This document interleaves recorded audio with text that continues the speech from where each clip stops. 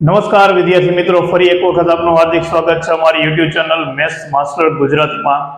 વિદ્યાર્થી મિત્રો, આપણે અગાઉના વિડીયોઝમાં જોઈ ગયા ધોરણ 10 ગણિત પ્રકરણ નંબર 8 એના સ્વાધ્યાય 8.1 8.2 ઉપરાંત જે ખૂણાઓના માપ દર્શાવતું કોષ્ટક હતું તે પણ જોઈ ગયા અને છેલ્લા વિડીયોમાં આપણે એ પણ જોયું કે ત્રિકોણમિતિય નિત્ય સમૂહના આધારે વિવિધ પદો સાથે કેવા સંબંધો હોય છે।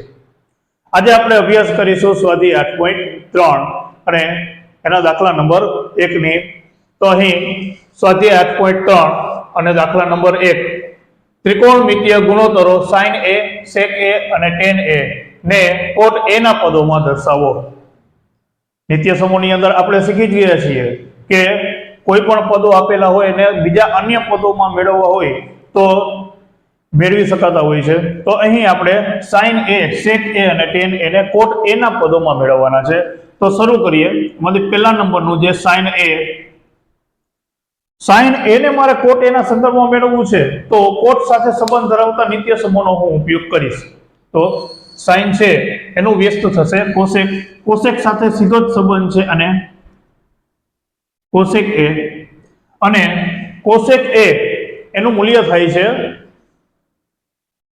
વર્ગમૂળની અંદર 1 + cot સ્ક્વેર a। તો અહીં મને એનો જવાબ મળી ગયો। બસ sin a એને આપણે cot a ના સંદર્ભમાં દર્શાવી દીધું, પૂર્ણ। બીજા નંબરનું sec a, sec a નું મૂલ્ય આપણે cot a ના સંદર્ભમાં મેળવવું છે તો એ તરફ આગળ વધવા માટે આપણે tan નો ઉપયોગ કરવો પડે, કારણ કે cot છે એ tan નું વ્યસ્ત છે। તો આને હું આમ દર્શાવી શકું 1/cot સ્ક્વેર a આખાનો વર્ગમૂળ। cot નો લસા લઈએ એટલે cot square a + 1/cot square a આખાને વર્ગમૂળની નિશાની। આ વર્ગમૂળની નિશાની અંશ અને છેદ બેયને લાગુ પડે। તો અંશમાં જો હું વર્ગમૂળ કાઢીશ તો એને આવી રીતના દર્શાવી શકાય અને છેદમાં cot સ્ક્વેર a નું વર્ગમૂળ કાઢું તો cot a જ મળે। તો અહીં sec ને પણ આપણે cot a ના સંદર્ભમાં મેળવી લીધા। છેલ્લું રહ્યું tan a। તો tan a એનો સીધો જ નિત્ય સમનો ઉપયોગ કરીએ, એનો સંબંધ એટલે કે cot નું વ્યસ્ત છે તે અને cot છે એ tan નો વ્યસ્ત છે। તો અહીં આપણને આમાં કાંઈ લાંબી ગણતરીની જરૂર રહેતી નથી। બસ ત્રણ મૂલ્ય આપણને મળી ગયા sin, sec અને tan ના cot ના સંદર્ભમાં, એટલે કે અંતે કોઈ ને કોઈ રીતે cot છે એ જવાબ સ્વરૂપે આપણને મળતો હોવો જોઈએ। દાખલો પૂર્ણ થયો।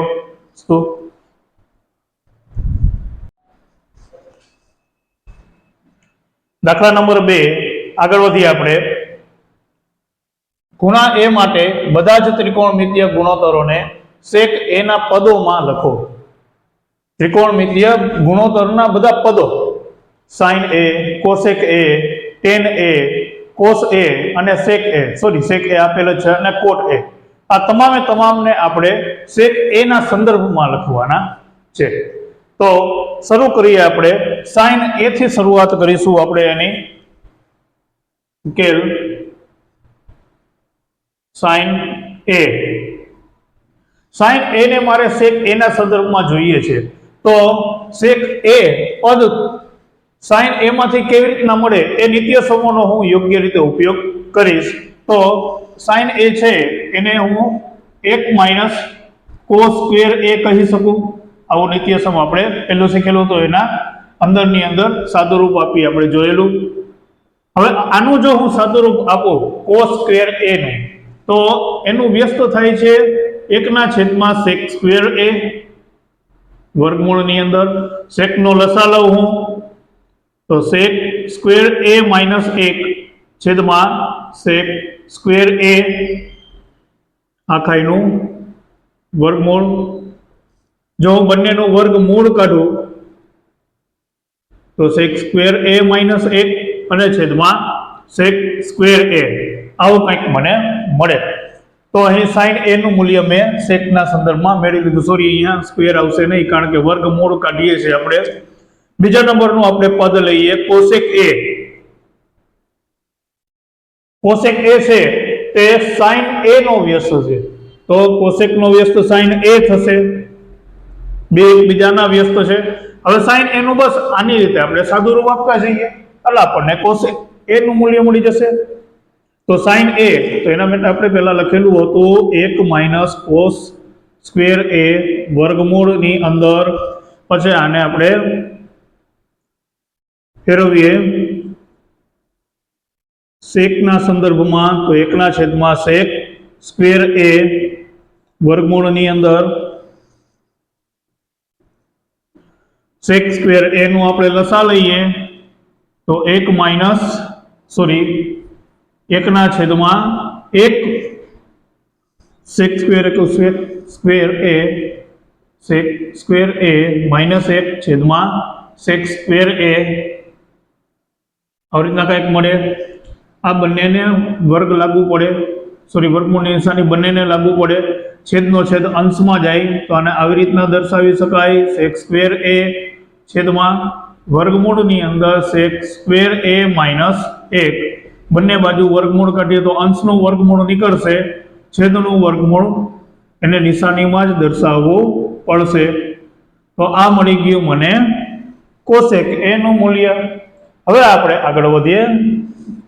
સાઇન પછી આવે કોસ.